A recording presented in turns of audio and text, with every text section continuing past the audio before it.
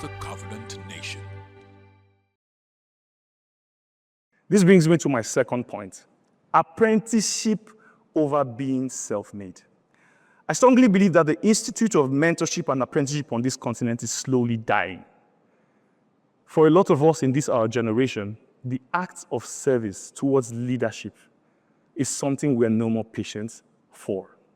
In fact, in this our generation, instant gratification takes too long. Across Africa, there's been a system that has worked. It's been here for hundreds of years. It has proven to alleviate poverty across multiple communities, especially in the eastern region where I'm from. And it's called the Igbo apprenticeship system. Unwa boy. The Unwa boy apprenticeship system is a very simple process. It simply just means that a boy leaves his family and village and cleaves to his master in the city. He wakes up in the morning serving his master in the house and in the shop. He does this consecutively for 6 years. Upon completion of his mastership program, he gets settled in terms of goods or cash, sometimes both. Now, you see this singular act was what made the Igbos pull out after the war that happened in Nigeria. It's the single reason that the wealth has been quite evenly distributed in that community. My father was an Unwa boy. All my uncles are Unwa boys. All my aunties' husbands are Unwa boys. 90% of my village are Unwa boys. You will barely find one family in my village without a multi-millionaire. I say this to say that mentorship is the training ground for leaders, more so apprenticeship. I had my own fair share of story. At 14, I joined the family business. My dad is a big tire dealer in Jos. And at 17, I became the assistant manager. However, my dad was so scared that I was so weak. In fact, his nickname for me is, "How will you survive as a man?" My mom agreed with him, and then they shipped me off to Lagos to come serve my uncle. I landed in Lagos, hot afternoon. Early Monday morning, I was having a dream that I was swimming. Just to open my eyes to see that my uncle had poured a cold bucket of water on me. By 6 a.m., I jumped off the bed, ran straight, cleaned the house, and dashed out to the shop. His shop was in Alaba Market. And then I started my apprenticeship program. I served him every single day for the next 8 years. Of course, I had to go to uni and come back, but I served him for 8 years. That was the most defining moment in my life. He taught me how to be rugged and dogged. One of the best experiences I had is something we call Osahia. It means trade front running.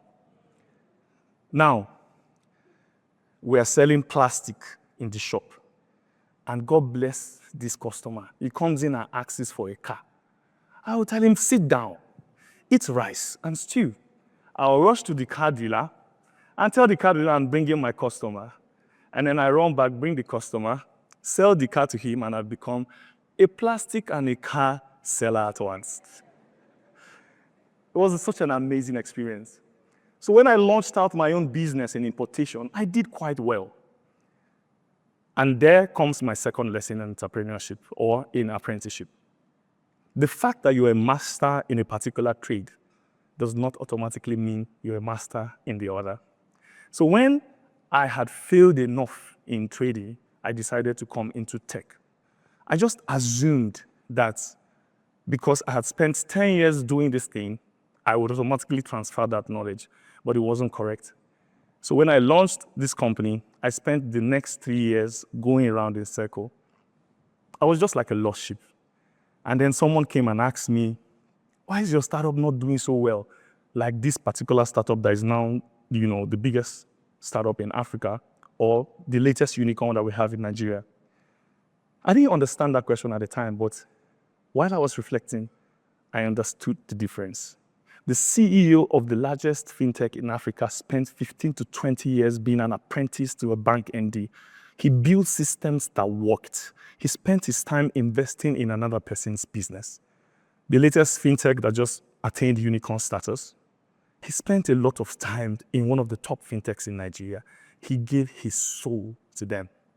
Me, Dickson, Alaba to fashion designer to computer village, importer, exporter, cocoa water. How will I perform as good as them? There's no chance for me.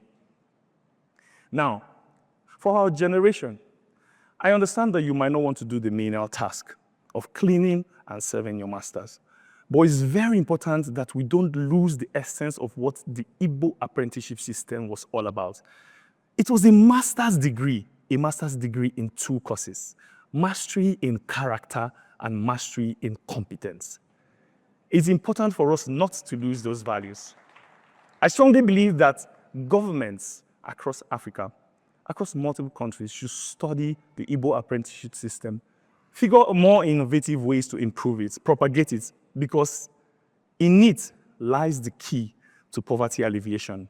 And if we truly want to unlock the locked potential in the bottom of the pyramid, it's important for us to understand it. Powered by the Covenant Nation.